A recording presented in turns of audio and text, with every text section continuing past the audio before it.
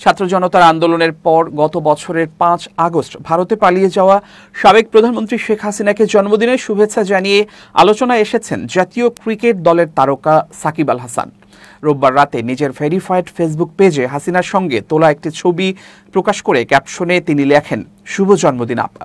এ ঘটনায় ক্ষোভ প্রকাশ করেছেন ঢাকা বিশ্ববিদ্যালয় কেন্দ্রীয় ছাত্র সংসদের সহসভাপতি সাদিক কায়েম। রোববারই নিজের ভেরিফাইড ফেসবুক পেজে দেয়া এক পোস্টে তিনি লেখেন, আওয়ামী দোসর ও ক্রিকেটার সাকিব আল হাসান। ফ্যাসিস্ট হাসিনা ও তার দোসরদের একমাত্র পরিচয় খুনি ও গণহত্যাকারী। জুলাইয়ের ঘাতকদের আর কোনো পরিচয় হতে পারে না।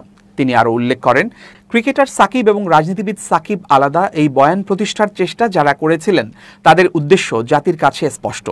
একইভাবে বিভিন্ন পেশার গণহত্যাকারীদের তথাকথিত বুদ্ধিজীবী, সাংবাদিক পেশাজীবী, রাজনীতিবিদ বা কূটনীতির পরিচয়ের নরমালাইজ ও পুনর্বাসনের চেষ্টা করা হয়েছে।